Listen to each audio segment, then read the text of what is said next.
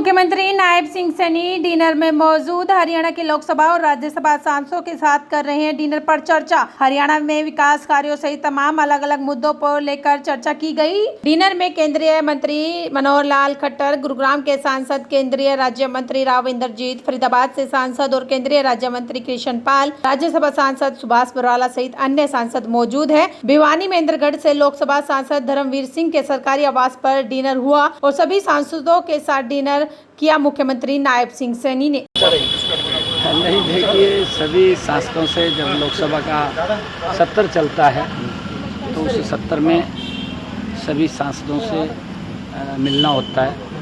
हमारे सभी सांसद लोकसभा, राज्यसभा, क्योंकि जो कुछ विकास कार्यों को लेकर के चर्चा और अन्य बातों के ऊपर भी चर्चा होती है और उसको लेकर के आज सभी सांसदों से बैठना हुआ है।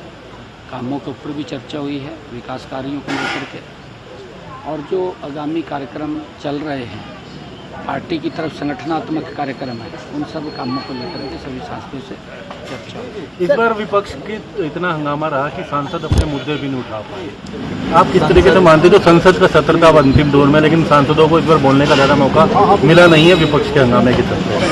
दरअसल दुर्भाग्यपूर्ण है, कांग्रेस के पास मुद्दा नहीं बचा है और कांग्रेस प्राय बहुत ज़्यादा स्थिति उसकी खराब हो गई है। वो अपने परिवार को, अपने घर को कंसोलिडेट नहीं कर पा रही है और कहीं ना कहीं फ्रस्ट्रेशन निकाल रही है। मेरा ये मानना है, कांग्रेस ने देश के ऊपर 55 साल तक शासन किया।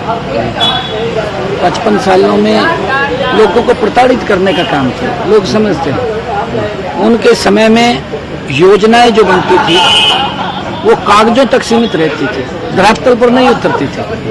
धरातल पर जाते जाते तो बहुत बड़ा उसके अंदर लीकेज होकर के भ्रष्टाचार हो जाता था, लीकेज हो जाती थी। परंतु जब मोदी जी 2014 से आए, मोदी जी ने उस सब लीकेज को बंद करके धरातल के ऊपर गरीब व्यक्ति के लिए काम करना शुरू किया और देश की जो आवश्यकताएं थी उनको प्रायोरिटी पे समझ करके मोदी जी ने उनको पूरा करने का काम किया है, जिसकी आम व्यक्ति ने चर्चा की है। जब उनको उसका लाभ मिला है, उनके जीवन को सरल किया है, तो उसकी चर्चा आम व्यक्ति करता है।